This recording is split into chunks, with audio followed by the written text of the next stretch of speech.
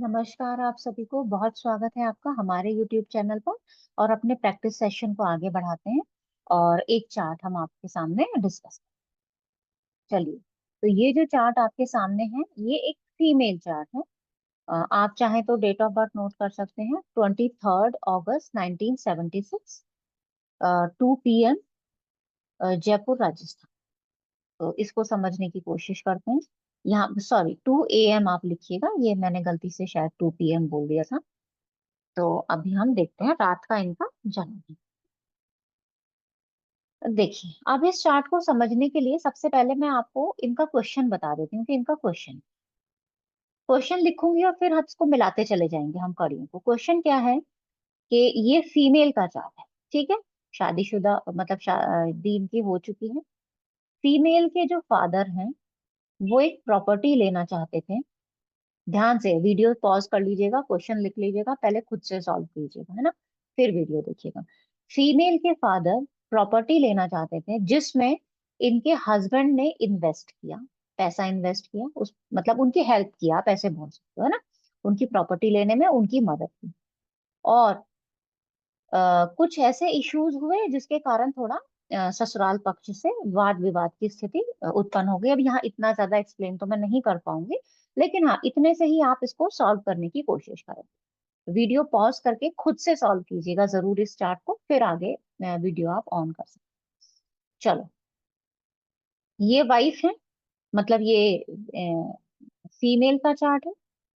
और ये हस्बैंड हो गए यानी स्पाउस हो गए इनके। हम्म। राशि देखो कौन सी है, धनु राशि। सप्तम का स्वामी कहाँ पे प्लेस्ड है, सबसे पहले देखेंगे 12वीं राशि में। 12वें भाव में राशि कौन सी है, काल पुरुष की दूसरी राशि यानी शुक्र की राशि, और ये वृष राशि है। इस राशि से यानी काल पुरुष के दूसरे स्थान से धन की भी बात की जा सकती है। तो यहाँ सप्तमेश आके बैठा है, यानी थोड़ा हो सकता है पैसे वाले हों और खर्चा भी करें, क्योंकि सप्तमेश खुद कहाँ गया है, 12वें में। खर्चे वाले स्थान में राशि क्या है, दूसरी। परिवार, परिवार के लिए खर्चा करना, ऐसे भी समझ सकते हो। ये जो फोर्थ 12वां भाव है, ये पिता स्थान से, जो फीमेल के ये पिताजी हैं, किसके पिताजी हैं, ये फीमेल के पिताजी हैं, इनके स्थान से ये चतुर्थ है, यानी पिता की प्रॉपर्टी है ये। तो पिता की प्रॉपर्टी के लिए किसने इन्वेस्ट किया, हस्बैंड ने इन्वेस्ट किया। दूसरी राशि आ गई यहाँ पे, परिवार के लिए पैसा देना, ये ऐसे आप समझ सकते हो। इसके बाद अब वाद विवाद का कारण क्या होता है, यहाँ तक तो ठीक है, ठीक है, पैसा दिख रहा है, आप इन्वेस्ट करोगे। वाद विवाद का कारण क्या होगा, यहाँ देखो, ये ससुराल है, क्योंकि ससुराल में अकेले ये थोड़ी है घर परिवार में, यहाँ से तो पूरा ससुराल है, उसमें बाकी लोगों का भी इन्वॉल्वमेंट हो सकता है ना। तो ये ससुराल पक्ष है। इसका स्वामी कहाँ है, शनि। हम क्योंकि ससुराल की बात कर रहे हैं तो हम इसी हाउस को ले रहे हैं, हम यहाँ पिता की या धन कितना है उसकी बात नहीं कर रहे हैं। इसका स्वामी कहाँ है, दूसरे स्थान में, जो इनके परिवार में आके बैठा है। ये लड़की का परिवार है और ये लड़की का ससुराल है, यानी लड़के का परिवार हो गया, हस्बैंड का परिवार हो गया। तो यहाँ से भी एक कनेक्शन आपको दिखाई दिया कि यहाँ किसी तरह इनके परिवार के पास पैसा जा सकता है ना। अब जो ये पैसा गया है, ये पिता के लिए क्या बन गया है, संघर्ष की स्थिति उत्पन्न कर सकता है, क्योंकि पिता से तो छटा है। अब उनके दिमाग में भी चलेगा कि भाई पैसा देना भी है, लिया है तो देना भी पड़ेगा। तो वही एक संघर्ष की स्थिति हो सकती है ना। इसके बाद थोड़ा और आगे चलते हैं, तो आप यहाँ पे एक छोटी सी चीज और देखोगे।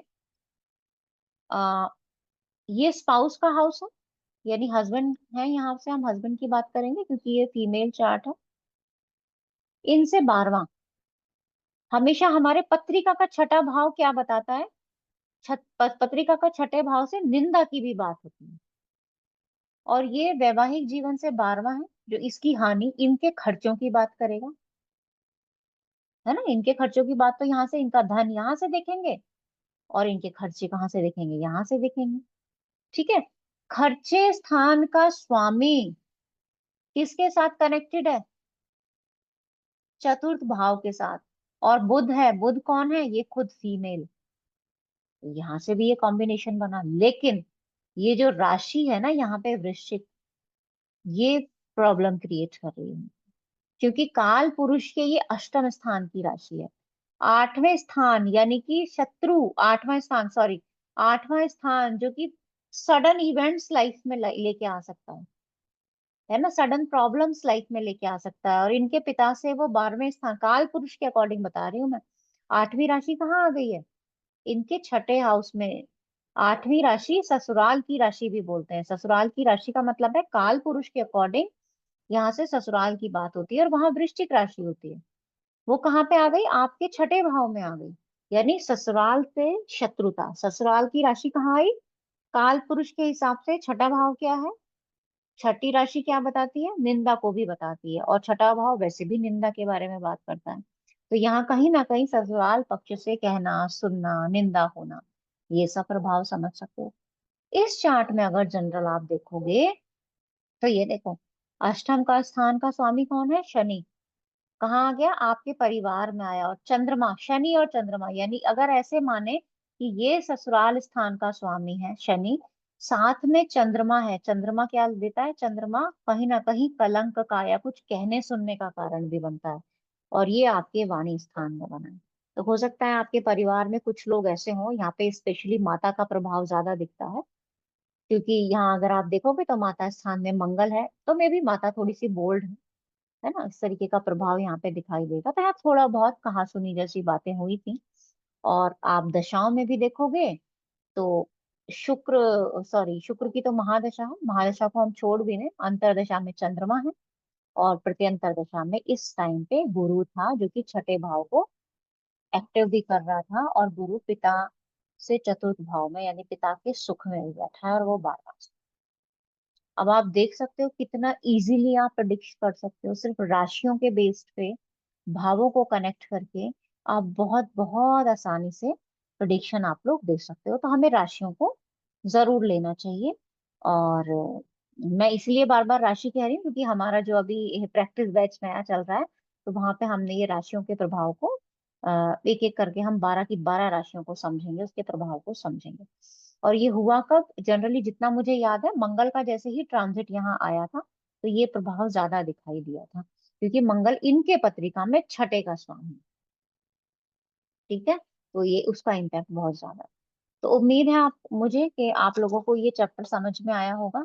क्वेश्चन को एक सीधी लकीर से सॉल्व ना करने की बजाय बहुत सारे एंगल्स होते हैं जिससे हम पत्रिका को देख सकते हैं, समझ सकते हैं।